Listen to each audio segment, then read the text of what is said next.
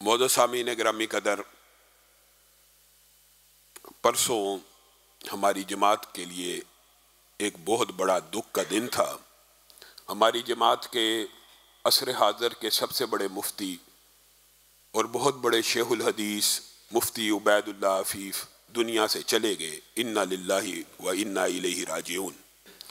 हकीकत बात यह है कि 90 बरस की उम्र बिलअमूम बहुत ज़्यादा समझी जाती है, लेकिन कल उनके जनाजे में शिरकत करने के बाद ये एहसास हुआ कि ये जो मुहद्दिस होते हैं, ये जो दीन के खादम होते हैं, ये जो दीन के मुबल्लग होते हैं, जब 90 बरस की उम्र में भी दुनिया से जाते हैं तो हर आंख अशकबार होती है और हर दिल गमज़दा होता है। उसकी वजह ये है कि इन्होंने मिंबर रसूल के ऊपर और मसनद हदीस के ऊपर इतने वक़ार और तमकनत के साथ काम किया होता है कि हज़ारों लाखों शागिर्द 50 बरस बुखारी शरीफ पढ़ाते रहे। एक अरसा हमारी जमीयत अहले हदीस के अमीर भी रहे, लेकिन शेहुल हदीस होना और कुरान का खादम होना ये बहुत बड़े एजाज़ की बात है।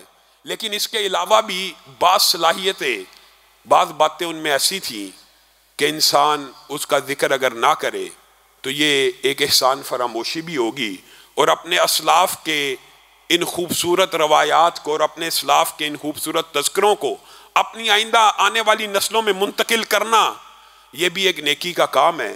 यकीन कीजिए, मैं अगर सिर्फ अपनी ज़ात की बात करूं या इब्तिसाम भाई की बात करूं, ये इतनी बारोफ़ शख्सियत थे और इतने बड़े हदीस के इमाम थे।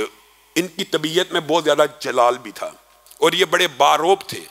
हमने अपनी आंखों से मुबश्शिर रब्बानी हाफिज़हुल्लाह, वो भी इनके शागिर्द हैं, और बड़े बड़े शयूहुल हदीस जो इनके शागिर्द हैं, इनकी डांट से कपकपाते हुए देखे हैं। इनके सामने खड़े होने से हैबत तारी होती थी और मुफ्ती साहब बड़े जलाली थे और बड़े गुस्से से बात किया करते हैं। लेकिन जहाँ तक मैं अपनी बात करूँ, कई मरतबा फ़ोन उठाने में अगर तखीर हो जाती तो गुस्से में आ जाते, लेकिन जब भी हुक्म करते कि फ़ौरन इब्तिसाम को मेरे पास लेके आओ या शाम आए, गुस्से में होते।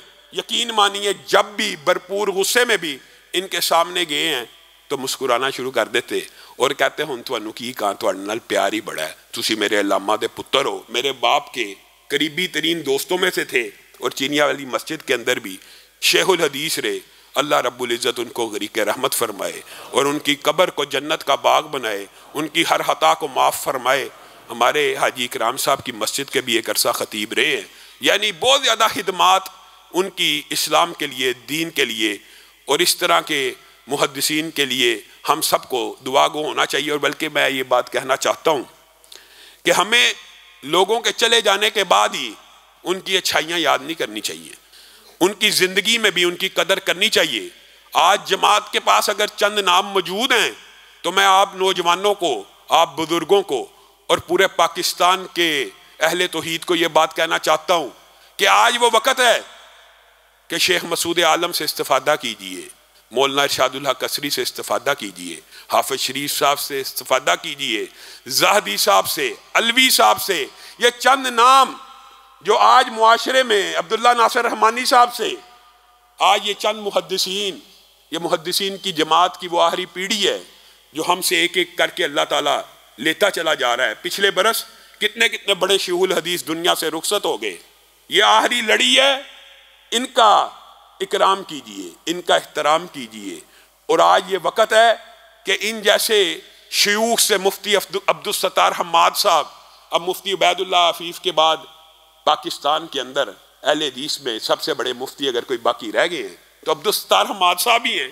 लेकिन इन शयूख का इकराम और एहतराम ये है, आप नौजवानों की, मेरी या किसी और खतीब की सोशल मीडिया पे तकरीर घंटों सुनते हैं, जबकि हक इनका है। इन उलमा की अगर कभी भी आपके सामने कोई गुफ्तगू, कोई नसीहत, कोई बात आ जाए तो खुदारा इसको एकदम नीचे करके इग्नोर न कीजिए। ये वो लोग हैं कि जिनकी फैज़ और बरकत की वजह से आज आप नौजवान खुतबा की, नौजवान उलमा की एक नस्ल देखते हैं। ये हमारे उस्ताद और दादा उस्ताद हैं। इसी तरह हमारे एक उस्ताद पिछले दिनों सर्किट शॉर्ट ब्रेक की वजह से उनके घर के अंदर कारी इदरीस आसम साहब, जो बराह रास्त मेरे भी उस्ताद है और मैंने कुरान पाक की अलफ बा उन्हीं से पढ़ी है, और अहले हदीस के अंदर तजवीद का इससे बड़ा इमाम असर हाज़र में कोई नहीं है, वो भी जुलस गए हैं। आप सब साथियों से ये भी दरखास्त है कि इस तरह के जो शियू हैं इनके लिए दुआ गो हुआ कीजिए। आज मेयो हस्पताल में बर्न सेंटर के अंदर मौजूद हैं, जुलस गए हैं, आपकी दुआओं की सख्त ज़रूरत है। अल्लाह ताला उनको भी शिफाए कामिला आजिला नसीब फरमाए। अल्लाह ताला भाई इब्तिसाम को भी शिफाए कामिला आजिला नसीब फरमाए। अल्लाह ताला कारी इदरीस साहब को मुकम्मल शिफाए कामिला आजिला नसीब फरमाए। और मैं गवाह हूँ, मैंने अपना बचपन उनकी सरपरस्ती में गुजारा है। मैं ये गवाही देता हूँ उनकी ज़िंदगी के अंदर, बेशक मैं अपनी मालूमात के मुताबिक कहता हूँ कि एक वलीउल्लाह हैं। मैंने उनको हर वक्त लसूड़िया वाली मस्जिद के अंदर ही पाया। हर वक्त जो बंदा फजर से लेकर इशा तक मस्जिद में अपनी पूरी जिंदगी गुजार जाए, उससे बड़ा वलीउल्लाह कौन हो सकता है। अल्लाह ताला उनको मुकम्मल शिफाए कामिला आजिला नसीब फरमाए। और एक और वाकया जो गुज़िश्ता दिनों पेश आया जिससे आप सब आगाह हैं, उस हवाले से चंद बातें करके अपनी बात को ख़त्म करूंगा। आज दुख और अफसोस का मकाम है। आज दुख और अफसोस का मकाम यह है कि मगरब हो, यूरोप हो, और कल आपने यानी गुज़िश्ता हफ्ते आपने हिंदुस्तान में भी देख लिया, यूरोप की, हिंदुस्तान की, मगरब की मुसलमान बेटी हिजाब और निकाब की जंग लड़ रही है। यह दुख की बात है कि नहीं। पाकिस्तान के अंदर उम्मत मुहम्मदिया की बेटियां और हव्वा की बेटियां और कलमा गो मुसलमान औरतें, वो औरतें हिजाब और निकाब की जंग लड़ रही हैं। और यहां पे उम्मत मुहम्मदिया की कलमा गो बेटियां 8 मार्च को बरहना होने की जंग लड़ती हैं, 8 मार्च को बेहयाई की जंग लड़ती हैं। 14 फरवरी भी आने वाला है। मुसलमान कलमा गो उम्मत मुहम्मदिया की बेटियां बरहना होने की जंग पाकिस्तान में लड़ रही हैं। और वो उम्मत की हकीकी बेटियां चाहे हिंदुस्तान में हो, चाहे यूरोप में हो, चाहे फ्रांस में हो, चाहे मगरब में हो, अपने हिजाब और निकाब के दिफा के लिए मैदानों में निकल आई हैं। और हिंदुस्तान के मुसलमान के ऊपर भी ये तादियाना है। दारुल कुफर के अंदर दारुल इस्लाम के मसले गढ़ने वालों के लिए भी। और अगर मैं ये कहूं कि मदखलियत फिक्र को भी सोचने की जरूरत है, जिसने हिंदुस्तान के मुसलमानों के अंदर इस सोच को प्रमोट किया कि मोदी भी वली अमर शरी है और दारुल कुफर का हाकम भी वली अमर होता है शरी तौर के ऊपर। दारुल कुफर के अंदर मुसलमान के रहने की जो इजाज़तें मौजूद हैं, आपने उलमा से वो बाब भूल दिए और आप उन बाबों को फरामोश कर चुके।